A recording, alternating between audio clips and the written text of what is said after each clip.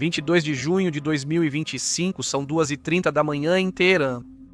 7 bombardeiros B-2 lançaram 14 bombas destruidoras de bunkers no coração da fortaleza montanhosa de Fordo.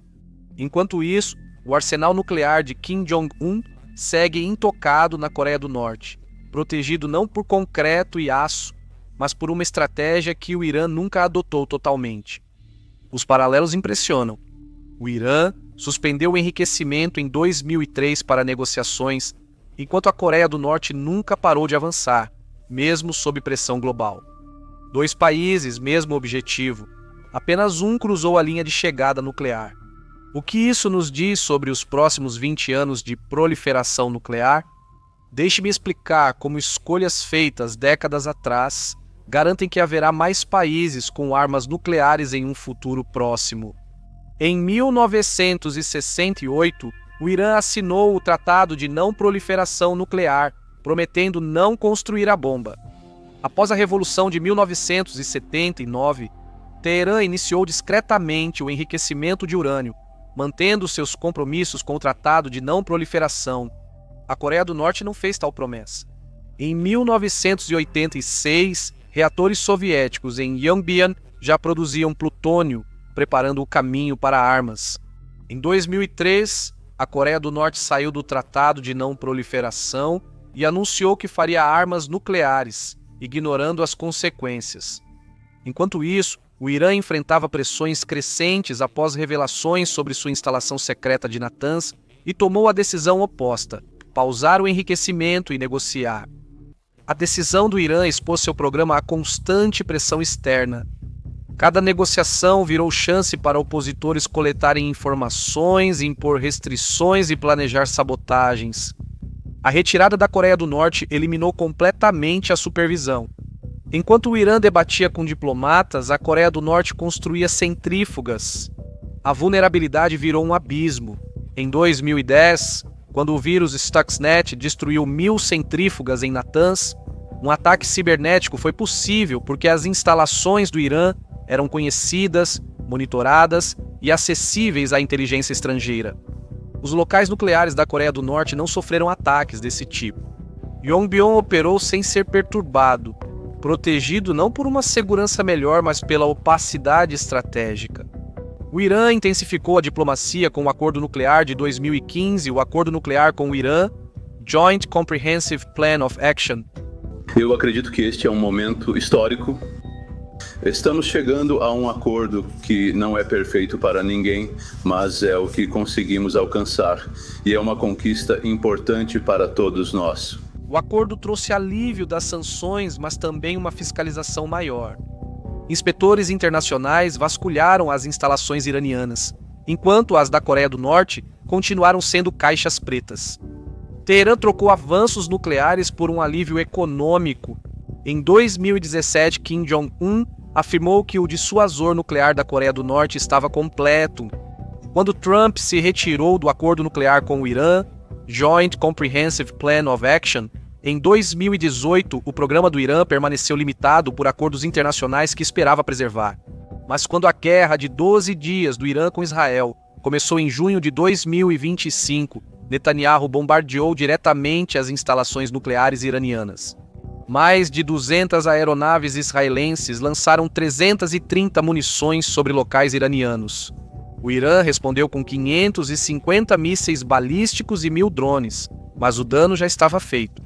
Quando Trump se juntou com 14 bombas anti-bunker mirando Fordo, Natanz e Isfahan, a infraestrutura nuclear do Irã ficou em ruínas. A Coreia do Norte assistiu de fora, com seu arsenal intacto. A diferença não era tecnologia ou recursos, era a estratégia. Uma nação aceitou os custos do isolamento para garantir uma carta na manga de Trump. A outra tentou conseguir tanto legitimidade quanto a bomba e acabou sem nenhum dos dois. Há muitas áreas cinzentas quando se trata de geopolítica, mas quando se trata de armas nucleares, existe uma verdade inconfundível. Não existe meio termo. O programa nuclear do Irã foi destruído. Os ataques foram um sucesso militar espetacular. As principais instalações de enriquecimento nuclear do Irã foram totalmente destruídas O Irã, o valentão do Oriente Médio, agora deve fazer a paz. Alguns argumentam que isso só atrasou o Irã por meses, mas isso é objetivamente impossível. Qualquer um que se apega a isso só está sofrendo de algum tipo de síndrome de aversão ao Trump. No entanto, você também está enganado se acha que essa campanha de bombardeio de 10 dias é o fim da história. Em junho de 1981, 8 F-16 israelenses voaram pelo deserto iraquiano e destruíram o reator nuclear de Osirak em 11 minutos. A missão foi considerada uma obra-prima, cirúrgica e decisiva. Segundo a inteligência israelense, o programa nuclear do Iraque foi atrasado permanentemente e o reator destruído. A ameaça imediata foi neutralizada, mas Osirak foi apenas o começo. O que parecia uma vitória se tornou o primeiro dominó em uma sequência de 20 anos rumo a uma invasão em grande escala. O padrão era sedutor em sua simplicidade. Identificar a ameaça, atacar o alvo, declarar sucesso. O problema subjacente sempre permanecia. Tempestade no deserto, 1991. Em 6 semanas, a coalizão devastou o exército iraquiano ao atacar instalações suspeitas de armas e forças convencionais. A inteligência indicou que as armas convencionais do Iraque estavam debilitadas. O presidente Herbert Walker Bush declarou que os objetivos da guerra foram totalmente alcançados. O secretário de Defesa, Dick Cheney, proclamou que a ameaça militar do Iraque havia sido completamente derrotada. A missão estava completa. A máquina de guerra de Saddam foi destruída. Raposa do Deserto, 1998. Após o Iraque expulsar inspetores da Organização das Nações Unidas, ataques de 4 dias atingiram supostos locais de armas. O presidente Clinton anunciou que a operação havia degradado as armas de destruição em massa de Saddam. Missão cumprida, ou parecia. Se a tempestade no deserto eliminou a ameaça militar do Iraque, por que a Raposa do Deserto ocorreu 7 anos depois? Se a Raposa do Deserto tivesse reduzido significativamente as capacidades de armamento, por que as agências de inteligência ainda alertavam sobre os programas iraquianos em 2002? A resposta não poderia ser que os ataques tinham falhado. Capital político demais havia sido investido em afirmar o sucesso. Em vez disso, a narrativa passou a ser que o Iraque era persistentemente único, perigosamente único, e exigia ações mais fortes de forma única. Em 2003, os formuladores de políticas analisaram 20 anos de histórico e identificaram um padrão de desafio iraquiano que exigia respostas mais fortes. A futura administração Bush não podia admitir que as vitórias anteriores haviam resolvido o problema, pois isso enfraqueceria o argumento para a invasão. Tudo culminou na invasão de 2003 pela próxima administração Bush. A Coreia do Norte percebeu esse avanço e concluiu que ataques limitados atraem ataques maiores. Programas parciais convidam à destruição total, reivindicações de vitória precoce criam pressão para uma escalada posterior. A única proteção é a bomba concluída e a demonstração da vontade de usá-la. A liderança do Irã conhecia a história, mas em junho de 2025, quando bombardeiros B-2 se aproximaram de Fordo, percebeu que aprender e aplicar a lição são coisas diferentes. Agora, alguns especulam se o regime pode sobreviver, mas aquelas bombas penetradoras que destruíram Fordo não tocaram na verdadeira fonte do poder do regime iraniano. Um sistema teocrático construído para sobreviver exatamente a esse tipo de ataque. Analistas ocidentais discutem se os ataques atrasaram o programa nuclear do Irã, mas ignoram uma questão mais profunda. Por que isso importa se o regime que comanda essas centrífugas não vai a lugar nenhum? A República Islâmica do Irã não é um estado autoritário típico, vulnerável a ataques de decapitação ou a levantes populares. É uma teocracia institucional com raízes que vão muito mais fundo do que o Ayatollah Khomeini ou qualquer outro líder individual. O Irã tem mais de 100 mil clérigos espalhados pelo país, desde mesquitas de vilarejos até os mais altos níveis do governo. Esses não são indicados políticos que podem ser substituídos da noite para o dia. Eles são autoridades religiosas cuja legitimidade vem de décadas de educação islâmica e laços com a comunidade. A infraestrutura clerical cria uma redundância que a maioria dos regimes autoritários não tem. Remova Khomeini amanhã e a Assembleia dos Especialistas, composta por clérigos seniores, escolheria um substituto dentro do mesmo arcabouço teológico. O sistema foi projetado para ser a prova de líderes, não dependente de líderes. A resiliência histórica do país é ainda mais profunda. O Estado persa sobreviveu à conquista de Alexandre, à invasão árabe, à devastação mongol e à interferência russa. O Irã moderno resistiu a 8 anos de guerra brutal com o Iraque, que matou 500 mil de pessoas, enfrentou total isolamento internacional e suportou décadas de sanções. Ainda assim, o Estado resistiu. O regime atual pode ser revolucionário, mas lidera uma civilização com 2.500 anos de experiência em resistir à pressão externa. E as tropas da Guarda Revolucionária Islâmica controlam cerca de 60% da economia do Irã por meio de empresas de fachada e propriedade direta. Com 190 mil militares ativos, a Guarda Revolucionária Islâmica atua tanto como força militar quanto como conglomerado empresarial, criando interesses materiais que transcendem a ideologia.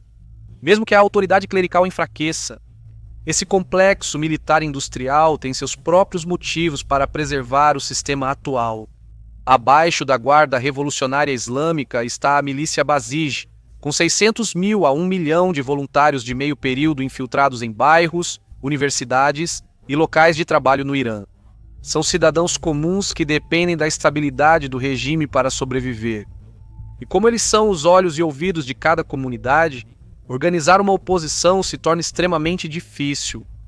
O aparato de segurança interna mostrou eficácia no Movimento Verde de 2009 e nos protestos contra o combustível em 2019, ambos os levantes levaram centenas de milhares às ruas, mas o regime manteve o controle por meio de repressão direcionada e concessões estratégicas. E a maior garantia do regime pode ser justamente sua impopularidade. Os líderes do Irã sabem que não têm amplo apoio popular, o que os torna extremamente cautelosos em manter o controle interno. Eles investiram em tecnologia de vigilância, criaram redes de clientelismo e incentivos econômicos para a cooperação. O sistema é otimizado para sobreviver, não para ser popular. Quando bombas israelenses e americanas destruíram as instalações nucleares do Irã, eliminaram uma infraestrutura que pode ser reconstruída. Mas eles não tocaram nos mulás que ordenaram sua construção, nos oficiais da Guarda Revolucionária que a protegeram, nem nos voluntários Basaj que iriam guardar o que quer que a substituísse.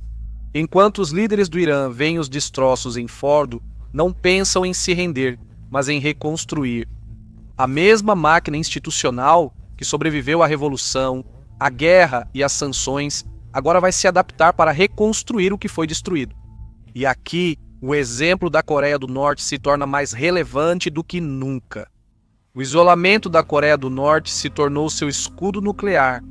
O comércio anual inteiro do Reino Eremita, talvez 3 bilhões em um ano bom, era menos do que o Irã perdia em apenas um mês de sanções. Não dá para pressionar uma economia quase inexistente.